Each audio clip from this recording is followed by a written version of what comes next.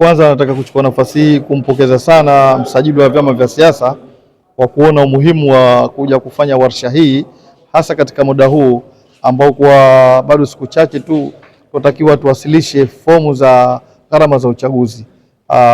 Imetusaidia sana kuwapa taaluma watendaji wetu wa vyama vya siasa namna gani ya kujaza kwa mujibu wa sheria. Kwa hivyo elimu tumepokea vizuri na tumefahamu vizuri.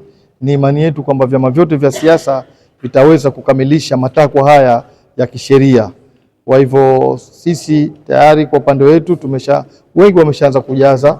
Kwa hivyo leo ilikuwa kama kuja kukumbushwa tu namna gani ya kujaza vizuri, lakini kuna jambo moja lilijitokeza hapa, kuona kwamba ofisi hii ya msajili ni ya Jamhuri ya Muungano wa Tanzania na vyama vya siasa vipo kwa mujibu wa sheria ya Jamhuri ya Muungano wa Tanzania, lakini fomu hizi hazivuki maji kwenda Zanzibar.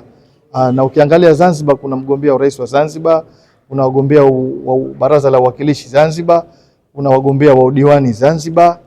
Kwa hivyo inaonyesha kwamba kuna kila haja na sababu kufanya marekebisho madogo ya hii sheria, kwa sababu unaposema sheria ya Jamhuri ya Muungano wa Tanzania huwezi kubagua pande moja ya Jamhuri ya Muungano wa Tanzania.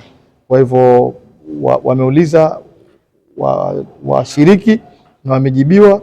Kwa hivyo tunategemea kwamba sisi kama wadau wa vyama vya siasa tutakaa na msajili kuweza kushauri na kuweza kujadili na halafu kuishauri serikali kwamba sheria hii iwe ni ya Jamhuri ya Muungano wa Tanzania.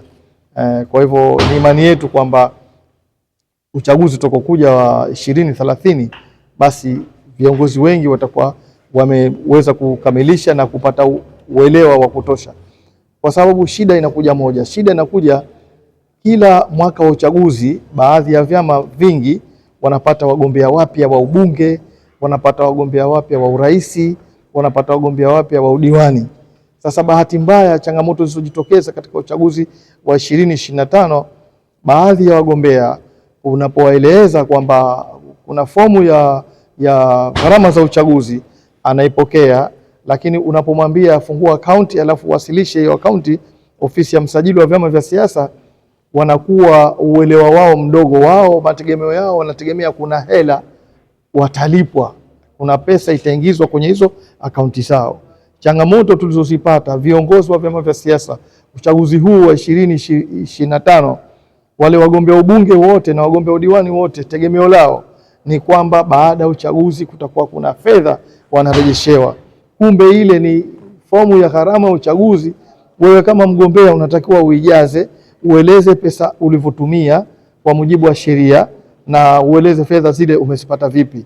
Na ndio maana ukaambiwa ufungue account ili pesa zako zisome kwamba pesa hizi zimeingia kwenye account sababu hii na zimetoka kwa matumizi haya. Kwa hivyo sasa hivi kwa hati mbaya kuna baadhi ya vyama vingi vya siasa vimeingia kwenye migogoro ya uongozi kutokana na kwamba changamoto hii ya gharama za uchaguzi.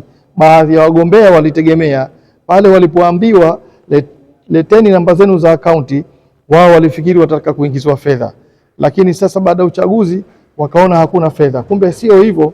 Kumbe wao watakiwa wafungue zile akaunti, pesa za gharama za uchaguzi waweke huko kwenye akaunti na watoe zile pesa watumie, baadaye wapeleke mrejesho ofisi ya msajili. Kwa hivyo leo tumepata taaluma hapa nzuri, itatusaidia sisi kama vyama vya siasa.